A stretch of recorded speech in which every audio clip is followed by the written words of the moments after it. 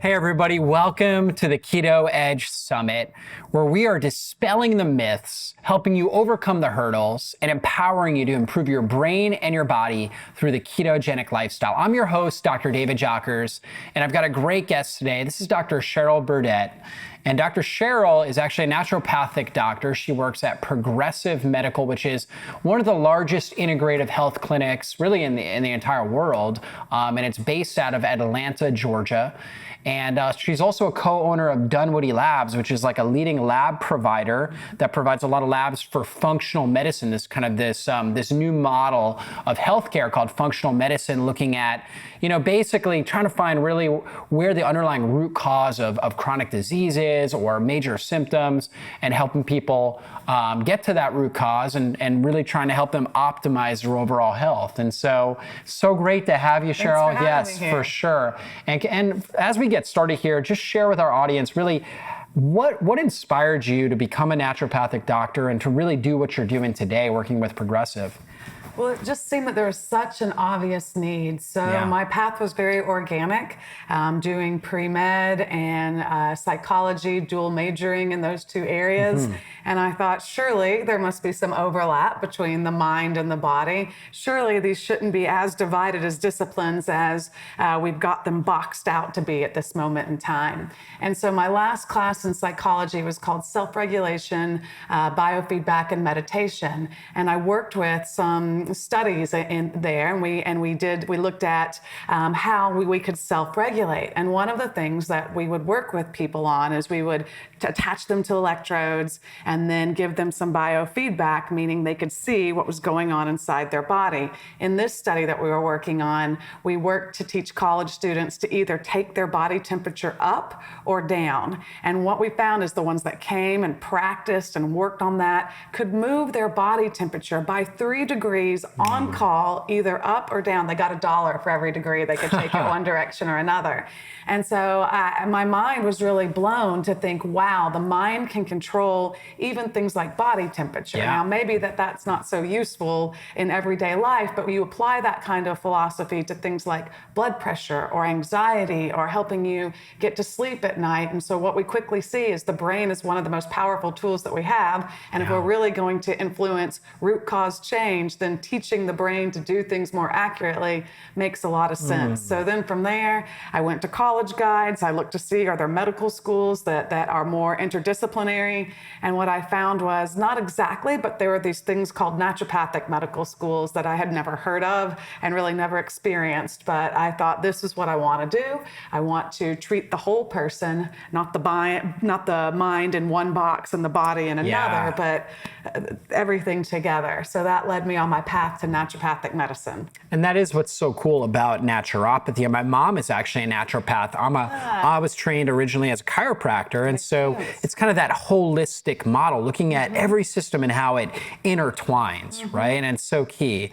And that kind of takes us right into our topic of inflammation, right? And I know you're an expert in inflammation, and we know inflammation is the root cause really of every kind of degenerative disease. And so can you explain to our audience really what inflammation is? Define that for us. Yeah, and I think if we're going to practice medicine in today's society, we all need to be experts in inflammation, because really when we get to the root cause of chronic conditions, inflammation plays some role. It might not be the entire story, but it's going to be a piece of that pie. Yeah. And so when I talk to patients, I talk to them about how there's really a difference between your diagnosis, the condition you have, the label on it, attention deficit disorder or depression or ALS. There's a difference between the diagnosis and the process behind the diagnosis.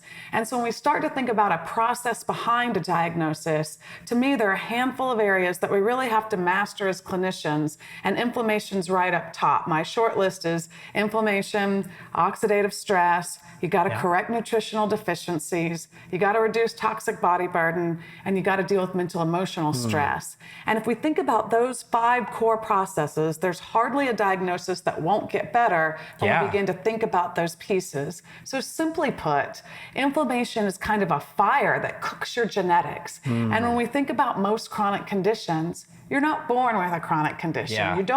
You don't come onto this planet with rheumatoid arthritis. You don't come onto this planet necessarily with fibromyalgia. You don't come onto this planet with diabetes.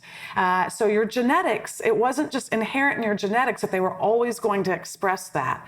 But what happens is we have a choice of that brew that we can cook our genetics in. Yeah. And we can cook our genetics in a brew of high nutrition and low toxic body burden and low inflammation, or the opposite. We can cook our genetics in a fire that I would describe as being that inflammatory process. And when we cook our genetics in a more inflamed environment, that's what causes more pathology and symptoms to express itself. But conversely, the good news is, as we reduce inflammation, we can reduce that process that exacerbates that genetic expression and really put the genie back in the bottle, so to speak. Yeah. So patients often think in terms of, I have a diagnosis, I have a label, I have a condition. And that's right, but that's the first half of the story. It's not only what you have, but the process that drives that condition. And inflammation drives things like weight gain, drives fatigue, drives diabetes, drives many of the chronic conditions that we're dealing with in Western society today. Yeah, and let's jump into that. Yeah. What are the major symptoms? Like if somebody's out there, what are symptoms that they may experience that would clue them in that inflammation, that they're being burned up, I guess you could say, right? Yeah. Or that they've turned on that fire of inflammation inside their system? So many people are going to jump straight to pain, and that's correct. That's absolutely true. Inflammation can drive pain. We think about spraining an ankle or a wrist, and it gets inflamed, it turns red, and you can kind of already see that idea of a fire going on. And so that's accurate.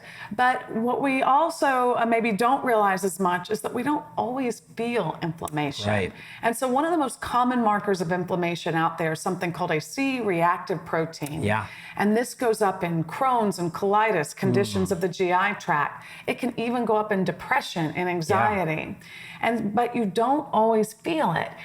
It's standardly used as a marker of cardiovascular disease. And so you don't feel your heart hurting, but inflammation is going on. So yes, inflammation can drive pain, but inflammation can drive many conditions out there, from depression to autoimmune conditions to weight gain. Inflammation makes those genetics more aggressive in terms of a pathology that you have. So the more we lower the inflammatory load, the more likely we are to help most conditions out there. Yeah. And inflammation also drives the rate at which we age. So therefore, not just wrinkling and losing our hair, but an increase in age-related conditions. Yeah, accelerates that aging process. So that's cardiovascular disease, that's dementia, that's more arthritis. And so the more we can lower our inflammatory load, the more we slow the process of aging, the more we turn off age-related conditions. Yeah, absolutely. And so inflammation, though, it is a necessary process, right? Absolutely. It is something that we need. Absolutely. We deal with an issue where we have too much inflammation. Is that correct? Absolutely. So yes, it does. So you could say inflammation is when the immune system gets turned on. Yeah. And a lot of inflammatory mediators come from our immune system, things like cytokines and interleukins. And so of course we need that. Yeah. We need the immune system to get turned on when we're fighting a virus or a bacteria. And if we had none of that, then our immune system would sit dormant and we would be weak. However, just like you said, life on planet Earth puts us in a state where we're constantly bombarded by chemicals in our food and toxins in our air and pollutants in our water. And all of that irritates the system or creates more of that fire, more of that inflammation. So more often than not, we're in a condition of excessive inflammation, and that drives pathology. And then another way to think about that is, think about how often people out there are taking anti-inflammatories, whether or not we're talking about for pain or non-steroidal anti-inflammatory like an aspirin or something for a headache. All of those are examples of when inflammation has gone too far. And so by keeping the inflammatory load down, this is again one of the best ways to keep conditions from being accelerated in terms of symptoms and outcomes. Yeah, and that's a great way to put it. It's the inflammatory load on the body. You know, we got a fireplace right here. And the way I look at inflammation is it's like a fireplace in a house. If the fire's on the fireplace, it's a great thing. It brings warmth to the house, creates a better atmosphere in the house. However, if now we start, throwing gasoline in there and the fire gets out of the fireplace and starts burning down the walls, then we got a major problem, right? So the fire can be good or bad, kind of like inflammation. If it's contained and controlled, it can be good. But if it gets out of control, if we're doing things in our lifestyle to cause that, then we end up with chronic disease. It's an excellent point. It's all about balance. So when we talk about these things, it's not all good or all bad. Yeah. But it turns out our diet, our water, our planet tends to drive a lot of the inflammation that's out there. Yes. And our topic today is really how a ketogenic diet or ketosis in general affects inflammation. And so really, how does the ketogenic diet and somebody basically boosting up and creating ketones in their system, how does that reduce or help modulate that inflammatory load? Well, it's an area where we get a lot of good research. Yeah. In part, some of that research first comes from the seizure community. Yeah. And so what we learned from people that have seizures is that increasing ketones was quite remarkably helpful. And so we began to see that relationship from ketones, something that comes from the breakdown of fat, and its relationship to the brain. Now, the brain is 85% fat, so drawing a connection about keeping healthy fats going on there, that's one of the first areas where we began to see some research. And then we began to say, okay, can we extrapolate this further? And so another area we get great research is when you compare standard of care for certain brain cancers, glioblastoma, to putting somebody in ketosis, this dietary style. And in fact, the diet worked better than standard of care, and that's published research, that's on PubMed, where all the peer-reviewed medical research is. And so we began to see some really exciting things when we looked at this style of diet. From there, we're all aware how emotionally attached we are to our foods. Yeah. And to say people are addicted to foods is really not an understatement, because survival depends on it. Yeah. If we weren't driven to go out and hunt and gather, well, we would have sat in a cave somewhere and died. So our species depends on being addicted to food. I mean, you could say you're addicted to air, you're addicted to water, and you're addicted to food. And so some of that quick fuel from food tends to be more carbohydrates. And so people are, yes, addicted to carbohydrates and very emotionally attached. So the way that played out in the research world is they started trying to set up studies that tried to show fault in terms of diets that increase these ketones. And so a diet that increases ketones is a diet that's low enough in carbohydrates that you're no longer relying on sugar as a primary source of fuel. When the body senses that, it says, I've got to stay alive, and I've certainly got to keep my brain alive. And so it says, what can I do for the brain that's going to be the most successful? And so what it says is, in the absence of sugar and carbohydrates, I better make some fuel my brain can use, and that's ketones, which come from fat tissue. Yeah. So many of us think of it also as a weight loss diet, and that part is true, but we should be thinking of it as a brain energizing diet, from that seizure part to the brain tumor to focus and concentration to keeping the brain from shrinking. One of the things that we just learned a couple years ago, at least that we validated in the research, is as your belly gets bigger, your brain gets smaller. Your belly makes free radicals or reactive oxygen species that damage the brain. The brain is very fragile in the face of free radicals and inflammation, and ketones are a way to nourish the brain without pushing the envelope of where it's more fragile. So sugar, carbohydrates, they create a high inflammatory load. It's difficult for there's an antioxidant system in the brain called glutathione peroxidase, and it's difficult for the brain to deal with all of that. In fact, one of the major lab markers that we look at for diabetes, something called a hemoglobin A1c, we start to call that diabetes at a level of about a 6.8. We call it pre-diabetes when you're up at 5.7. But long before you get to diabetes, all the way down at a 5.2, you're already at increased risk for your brain to shrink. So what we know is that sugar and carbohydrates cause the brain to shrink, cause the brain to age more quickly. What we also know is one of the primary fuels that nurtures your brain are these ketones that come from fat tissue. So from pathology like seizures to brain tumors, all the way down to being more focused and alert and being on our game, so to speak, being in ketones becomes quite important. Kind of another way of putting this is think about what would happen as we would hunt and gather. It wasn't like you'd walk around for an hour and find a rabbit, another hour and find a deer, another hour and find berries. It's not like that. Yeah. You'd go for long periods of time before that next animal came around. And so the people that survived were the people that could go into ketosis. Why? Because it was the thing that would keep the brain most alert while I'm doing the thing that's most important, hunting, gathering. And so while, of course, I advocate keeping your brain active. Of course, I talk to people about reading and crossword puzzles. The reality is that exercise does far more for the brain through ketosis than even crossword puzzles or singing or reading does. And that's because that's how we're wired. I need food. I'm going into a fasting mode. I better keep my brain active so I can find that next deer. I can find that next rabbit. I'll make ketones. That's the thing to keep my brain going. So if you really want to keep your brain the most active, the best thing to do is to keep moving and to keep exercising. And the physiology of that is that it helps us to create more ketones. Yeah, absolutely. So obviously we become just more metabolic. Exercise can increase our metabolism, so we're going to burn up some of that stored sugar.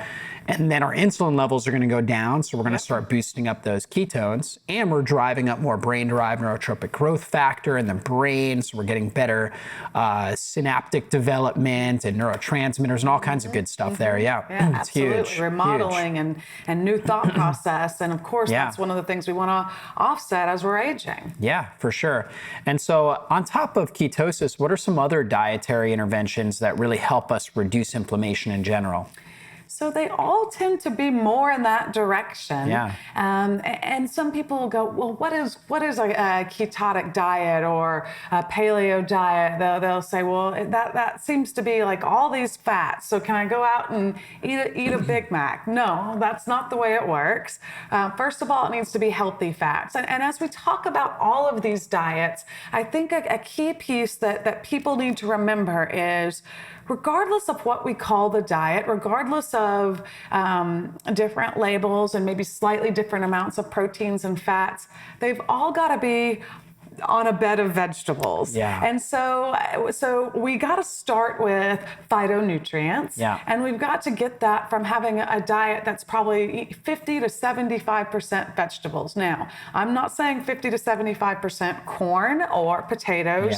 Mainly I'm talking about green leafies. And so if we start there, if you're getting a vegetable in every meal, then you're ahead of the game. Most people aren't doing that. And so we've got to work on that. Now, as we pull more of the leafy greens in, we pull more of our cruciferous vegetables in, now we can begin to dissect how much protein and how much fats. And so if someone said, well, I'm going to do a paleo diet, they could do a paleo diet that was all steak and bacon. I don't think that's what either you or I are advocating. But you could also do a paleo diet that was lean sources of protein, that had a wide variety of vegetables, and we're on the right track. However, even a paleo diet, if you eat too much protein, so if you did do all steak and bacon, and so yes, that would put you into ketosis. You would keep your carbohydrates low enough that would happen. But you might find, I'm not staying in ketosis. This isn't working for me, because as it turns out, if you get even enough protein, that can kick you out of ketosis. So start with your vegetables. Now think about lean sources of protein, but you gotta have the right amount of fats in there. Those fats are critical for the brain, 85% fat. Those fats are critical for the membrane of every single cell. And every single cell, it's nutrients in and metabolic waste out. And now one of the real benefits of ketosis is not even that first membrane, but the second membrane inside the cell. And that's a membrane that gets you to your mitochondria. And think back to 8th grade cell biology. That's what we called the powerhouse of the cell that makes ATP, all of our energy. And so one of the best ways to make cellular energy is to get into ketosis. Now, a problem people will have is lowering carbohydrates enough to do that. You've got to learn this. And people will say, oh, it takes more time, or oh, I've got to shop more, or It may take more time initially as you're learning these things, but I want to encourage people that it actually doesn't take more time for the rest of your life. Yeah, there's a learning curve, but once we learn a new way of eating, I would argue that you could do a ketotic diet many times faster than you could actually drive to McDonald's and get a Big Mac. Many times faster than you could go out to eat someplace else. And so, okay. Yeah, it takes a little time while you're learning new practices, but once you're there, not as much anymore. But that transition and learning how to do that. And so here's a problem that I saw doctors fall into and clinicians fall into. They said, okay, well, a ketotic diet means lowering your carbohydrates. And when you lower your carbohydrates, you'll begin to make ketones. And so the reason this diet works is because you've changed your carbohydrate load enough that you've turned on that fat tissue to begin to make these ketones. And so then the advent of seeing exogenous ketones that you could actually take orally began to trickle onto the market and began to be available as tools. I watched clinicians go, well, that can't work because the whole reason a ketotic diet works is because you go into your own fat tissue and you make your own ketones. And that's how you lose weight. And if you're just taking them exogenously, you're not turning on your fat tissue. So there's no benefit there. And I think a lot of clinicians got stuck in that point. Yeah. Not true, because yes, in order to lose weight, we do have to have our own ketones. You do have to break down your own fat tissue, but there's a feedback and the body is wise. And so if I make my own ketones, or if I take my own ketones, it tells my body, aha, we need to change some things metabolically. Yeah. So when it reads those ketones, whether or not it came from my fat tissue or from a spoon and I put it into my system, it tells my body, run more efficiently. And so it makes the insulin receptors work better so that I'll handle blood sugar in a better way. It tells my body, oh, you're making ketones. We must be in more of a fasting period. And so it turns down my appetite so I'm not as hungry all the time. So I'm not grabbing something when I first come in the door from work, or I'm not falling out of my good habits because I just can't take it anymore. So yes, of course we want to create ketones ourselves. Of course, we want to break down our own fat tissue. We want to stay lean. We know that people that maintain a BMI close to where they were at in high school in their 80s are 70% less likely to have conditions like diabetes and heart disease and dementia. So yeah, we want to do all of that. But even when we take them exogenously, our body reads that in a similar way and helps us to get to our own ketones as well. Improving insulin resistance, improving my appetite, keeping that under control, so I'm able to maintain this style of diet without feeling hungry or without feeling headachy or kind of off kilter all the time. For sure, absolutely. We were talking before we even got started about this study. It's actually Nutrition Metabolism 2009. They took a group of people with Alzheimer's disease, right? So massive inflammation in the brain, which you and I both know that's really the cause of Alzheimer's disease.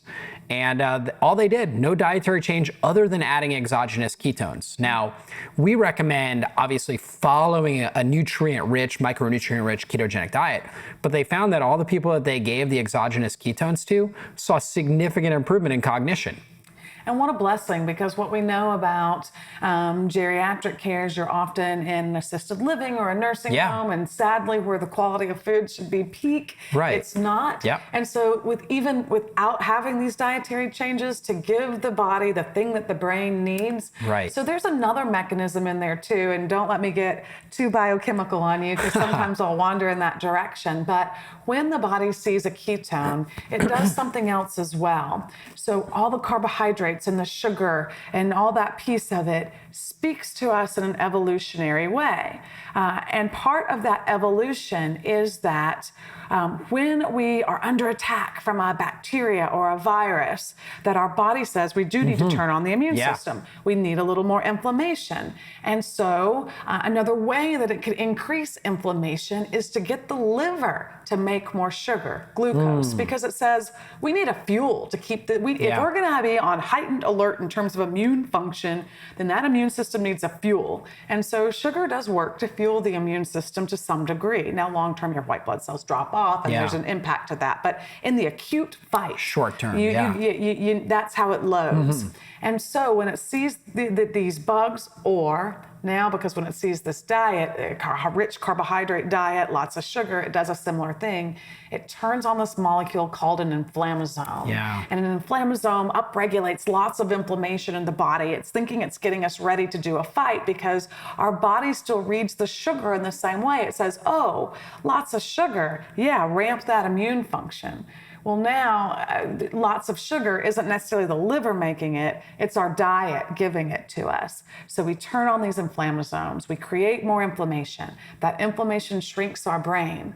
The ketones shrink that inflammasome, if you will. Yeah. It downregulates Yep. that inflammasome. So it turns off one of the major pathways of inflammation that's creating all this havoc. Good if you're fighting a bug. Bad if you're just eating carbohydrates day in, day out. The brain feels that, it senses that, and it's like the brain is bombarded and our brain begins to shrink. So even just taking these ketones exogenously allows the brain to plump back up, if you will, making it stronger, helping us remember things, helping us with our day-to-day activities. Yeah, it's just so awesome to understand that now. To be able to change the body through diet. Yeah, exactly. It's so critical. And so we're talking about dietary interventions. What are some lifestyle strategies people can do as well to help reduce inflammation in their body?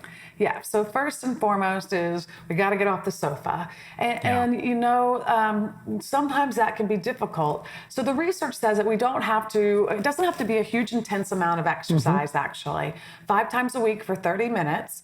Walking counts, even some activities around the house count. We've got to do that to keep our brain working. However, the problem that a lot of people find themselves in is they know that they should be out walking, but they're so inflamed, they have knee pain. They're so inflamed, well, their gut hurts, their brain hurts. All these things are going on that makes it more difficult for them to get started. So again, if we can do some things to shut the inflammation off first, like exogenous ketones, now we can get to a place where you're able to exercise. I hardly see a patient that comes in and says, I had no idea I was supposed to exercise.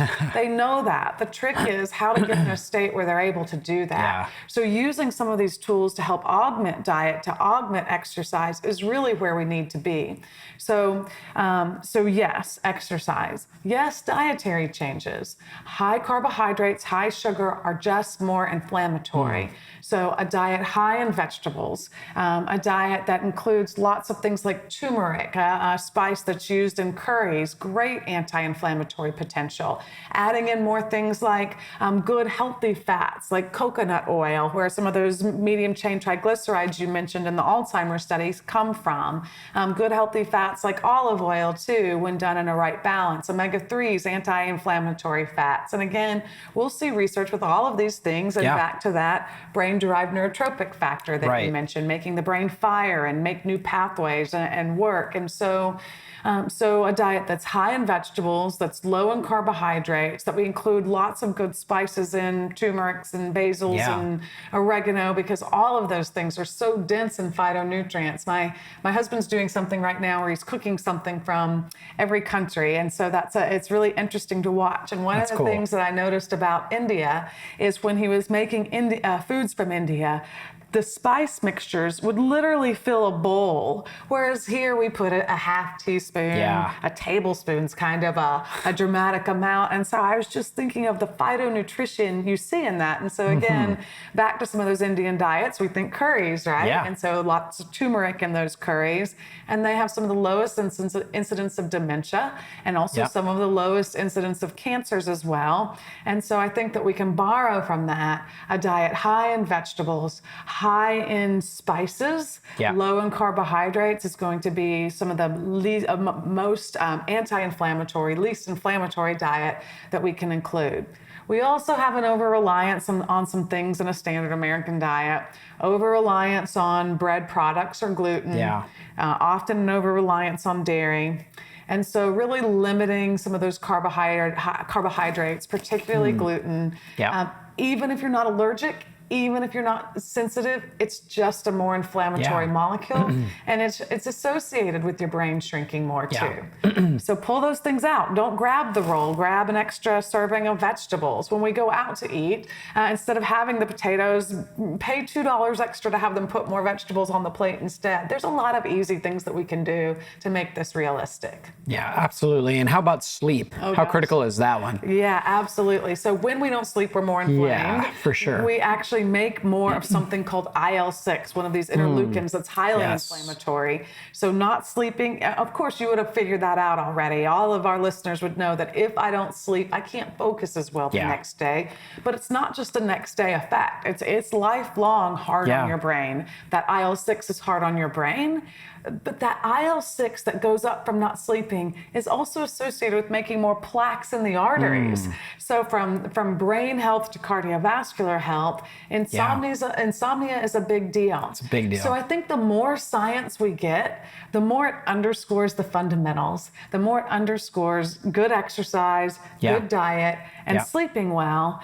And I understand that none of those things sound novel, but when you look at the science behind them, the science is epigenetic and the science is novel. Yeah. And what we're learning is within that trio, we have as much anti-inflammatory power as a prednisone or a steroid. And that's been my clinical experience, that we can do something as anti-inflammatory from diet and lifestyle than we can do from prednisone, a steroid. Is it harder work? Absolutely. Taking prednisone, I put that in my mouth once a day. But it has side benefits instead of side effects. And does it happen overnight? No. Can you go out and exercise one day and eat a good diet one day and have an effect like prednisone that you had in that one day? No. But when we employ these things for a period of time, you'll calm down that inflammatory load, and you'll do it in a way. This is, I've had many people that whatever the symptom was, from Crohn's to colitis to rheumatoid arthritis, it was only controlled on these strong anti-inflammatories like prednisone. And as we made these dietary changes, as we made these lifestyle changes, that was the first time they were able to get off something like prednisone. And they're able to maintain when they do this. So the power is there. Yes, it's a little more difficult. Yes, it takes more work. But again, with side benefits instead of side effects, and really doing things to plump your brain up rather than cloud your brain. Yeah, absolutely. And so we've talked a lot about the inflammatory load, and you did mention a few lab tests. You mentioned C-reactive protein.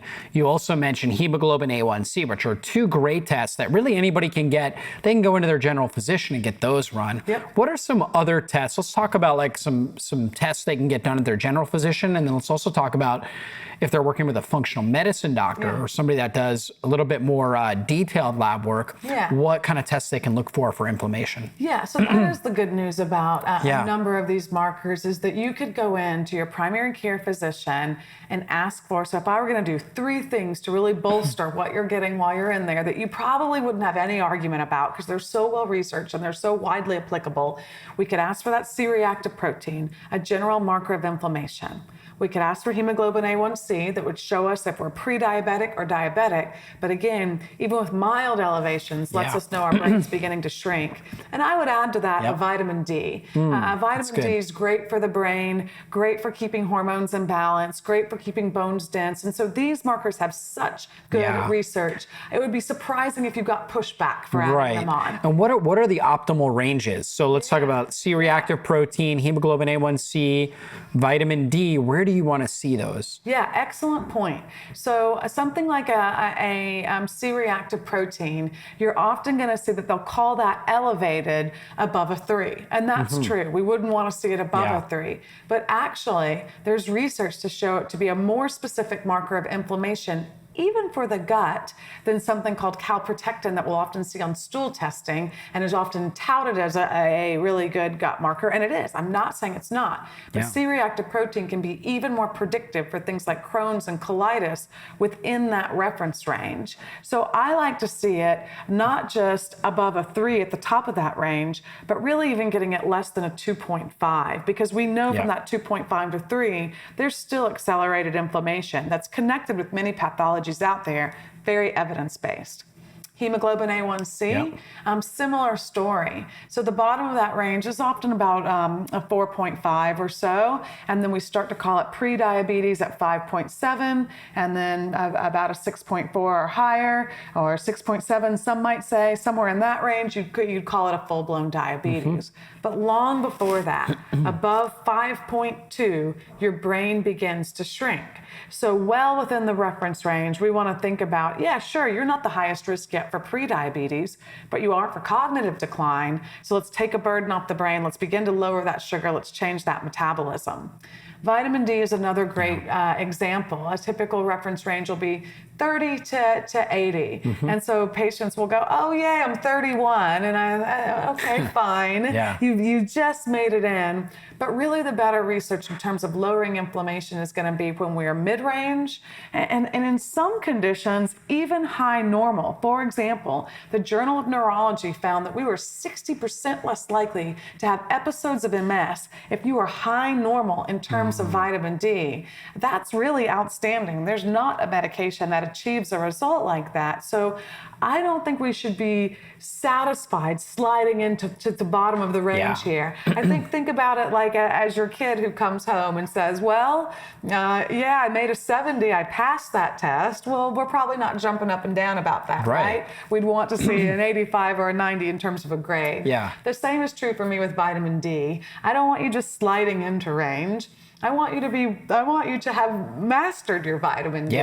And so that means being at least mid-range, and for some conditions, upper end of range. What we know about vitamin D is potent in terms of lowering inflammation. It's potent in terms of maintaining brain health. So why would I want you just to be minimally there? I want you to be optimal. So those are some of the ones that I think that we could all get our hands on at almost any time. To summarize, C-reactive protein, 0 to 2.5. That's kind of the optimal range where we want it. Hemoglobin A1c, 4.5 to about 5.2 in that range, right? And then we're looking at vitamin D, and we want that mid-high, so like we're talking about 60 to 80 in that range. Spot on, Good. And then we know we're more optimal. And so that's a basic starting point that anybody could get their hands on. Now, from there, there's some really powerful markers out there that maybe people aren't looking at as readily. So what I would add to that, if I could add to the standard that people look at, one that would come front and center that also has good research in terms of ketosis is something called 8-OHDG, and it stands for 8-hydroxy-2-deoguanosine, a long name, but that's not important. What this marker does is it shows us about inflammation and free radicals. We've all heard free radicals are bad. We know they're squelched by antioxidants. We all know antioxidants are good. Do you know if you're getting enough antioxidants for your body?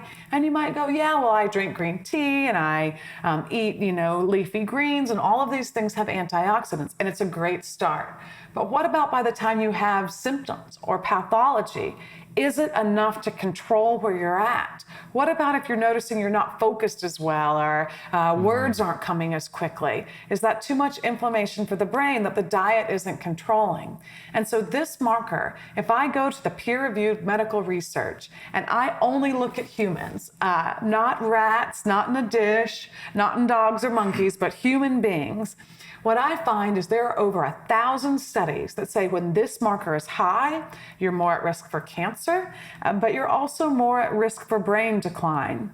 And so again, when people say, well, that diet, that ketosis diet that advocates these fats, that can't be good for you.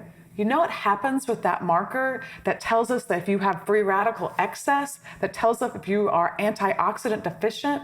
That marker, when we look at people that are in ketosis, that marker comes down. What you see is less DNA damage, because the marker goes up when there's more DNA damage. And we all, again, we learned in that biology class that DNA damage is what initiates a cancer change. That's what causes a mutation. So it tracks with those cancer changes, but it also tracks with change to the brain. Why is that? Well, because when you damage the DNA in the nucleus, now again, we're back to our 9th grade biology here. Think the nucleus, think the brain of the cell. What happens when you damage that nucleus is it sends a signal to another nucleus the one in the mitochondria. And that mitochondria is that powerhouse where we make all of that energy. Well, you know what needs a lot of energy is our brain. And so when we make the mitochondria healthier, we make the brain healthier. And so when 8-OHDG is high, not only are we more at risk for cancers, not only do we not have enough antioxidants, but it means our mitochondria is suffering as well, which means your brain's going to suffer. Another interesting phenomenon is that the brain doesn't handle oxidative stress or free radicals very well. Like the liver, it has all these enzyme systems to handle free radicals. It does a great job of it. Let's think about if you've been out at night and maybe you had a cocktail or two, and then maybe you even had 3. What goes first? Your brain, right? Yeah. You can't focus, you feel spacey, you feel off.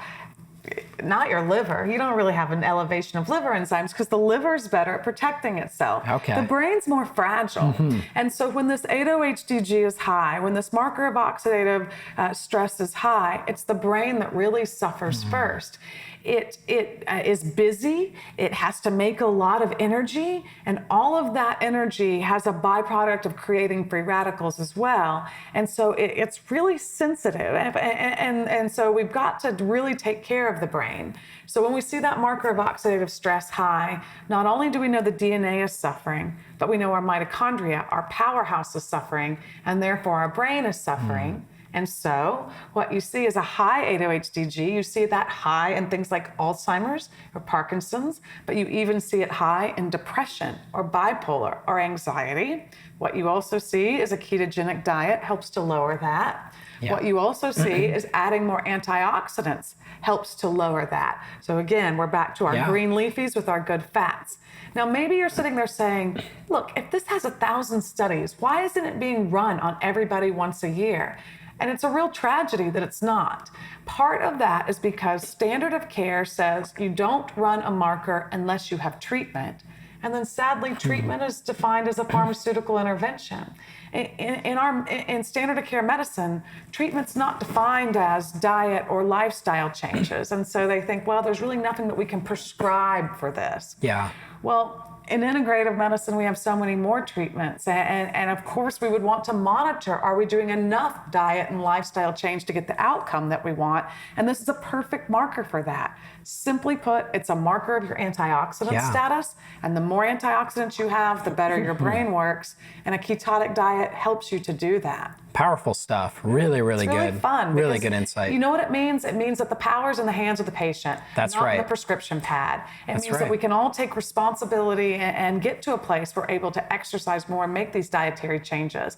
And if you have problems with that because your knees hurt or your legs hurt, fine. Work with a clinician that can help to get you into a place where you're able to do the real root cause work here. I get it that we don't all start in a state where we're able to do these things on day one. Whether or not my knee hurts, or I'm so depressed, or I'm confused that it's difficult to go out to the grocery store and make these changes. It's understood.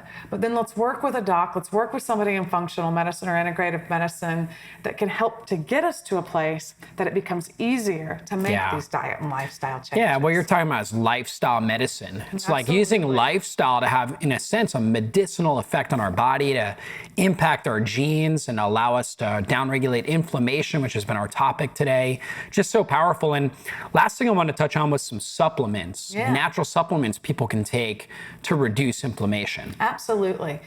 So exogenous ketones is one, because as you start to boil through and drill down in the cardiovascular literature and the diabetes literature and even the obesity literature, what you see is inflammation is front and center. Inflammation drives all those conditions. And so the more that we can get rid of inflammation, the better we're going to do.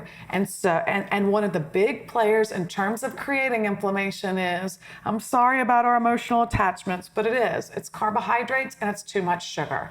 So we've got to get that under control. Exogenous ketones decrease that appetite and make the insulin receptor work better. When that insulin receptor works better, our body doesn't have to produce as much insulin to get into the cell. So now we can produce less, and that inflammatory cascade goes down. Another thing that sugar does is it makes our gut more permeable. When the gut is more permeable or leaky, this too creates inflammation and upregulation of IL-6 and TNF-alpha and all these cytokines again.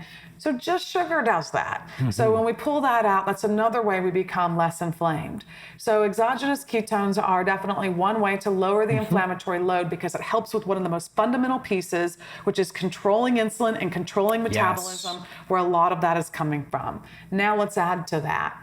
A second thing that I would put front and center would be good omega-3 fatty acids. So JAMA says that this reduces 40% of all-cause cardiovascular mortality. That's a pretty phenomenal statistic.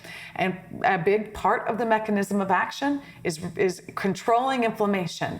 Now, maybe you're thinking, well, I thought heart disease was cholesterol, and sort of, but it's actually when that cholesterol becomes inflamed that it becomes dangerous. At that point, we call it oxidized LDL. That's your inflamed cholesterol. And if I biopsy a plaque, I don't find cholesterol. I don't even find the one called the bad guy, the LDL. What I find is that oxidized LDL, that inflamed cholesterol. So omega-3 fatty acids are anti-inflammatory, and this is why they have such phenomenal outcomes in terms of cardiovascular disease. But remember, the brain is 85% fat, so getting those omega-3s into the brain helps us cognitively as well.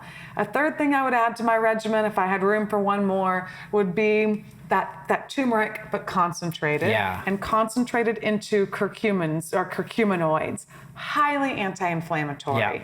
And therefore, when we reduce inflammation, we see studies with curcuminoids in terms of weight loss, reduction in cancer, and reduction of dementia as well. So if we can take some tools to help people achieve the diet and lifestyle part, what I've just said is it's not 20 pills, powders, and potions. It's a handful of things. And these pieces reduce the joint pain, reduce the confusion, reduce the depression, so that we feel better, so we feel able to go to that yoga class, to be able to get out there and begin to walk, and to begin to make what I would call the real fundamental changes, which are the diet and lifestyle piece. And so we don't have to feel weighted down by this. I talk to patients about it as being putting together our lightweight bulletproof vest, the thing that will protect us but not weigh us down. If you're willing to do diet and lifestyle, we can get you there without 200 pills, powders, and potions. We can really set the stage for lowering the inflammatory load. Right, absolutely. Well, Dr. Burdette, this has been an amazing interview. We've really jumped into inflammation, how ketones affect that, lifestyle strategies, lifestyle medicine. It's been awesome. You also jumped into lab tests and how people can really monitor their inflammatory levels inside of their body. And so that's just been a really powerful piece to the Keto Edge Summit. So thank you very much for coming on. Thanks for having me. Yeah, it's a for message sure. We got to get out there. The power lies in our own hands. We do, absolutely, right? The body can heal itself. We just got to remove the interference. For many people, the interference is too much inflammation in their body due to poor lifestyle habits and getting that back in order. Very so powerful. Yeah, definitely. Thank you so much. You are so welcome. And how do people find out more about you? How do they work with you? I know you work with Progressive Medical as well as Dunwoody Labs. How do they find out about that? Yeah, so go to www.progressivemedical.com. And also, if you're looking for some of these markers that help you track this inflammatory load to really understand what your DNA is doing and what your mitochondria is doing and what your brain is doing, go to info@dunwoodylabs.com. These are some simple tests. Some of them only require even just urine, just peeing in a cup. So very easy to do. And really, that's what we want to know. We want to track our outcomes. Am I doing enough? And so just like you would track cholesterol? Am I tracking the inflammatory load? Because it's that inflammation that accelerates aging. And so info at Dunwoody Labs will get you to a hand of testing and also some clinicians that can help with actualization of this. Excellent. Thanks so much, My Dr. pleasure. Burdette. Absolutely. And if you've enjoyed this interview and many of the other interviews we've done on the Keto Edge Summit, then I want to encourage you to consider owning the entire Keto Edge Summit for yourself. That way you get access to all of these interviews, the transcripts, all of our clinical pearls, so you can really get the fine points of every one of the presentations and be able to put it all into action and live the ketogenic lifestyle and get the benefits that we talked about: reduced inflammation, improved brain and performance, enhance the mitochondria, stimulate fat burning, all these awesome benefits, and you'll have this in your library for a lifetime. So if you would do that, if you would consider owning it for yourself, we would be honored, and we will see you on a future interview. God bless you guys.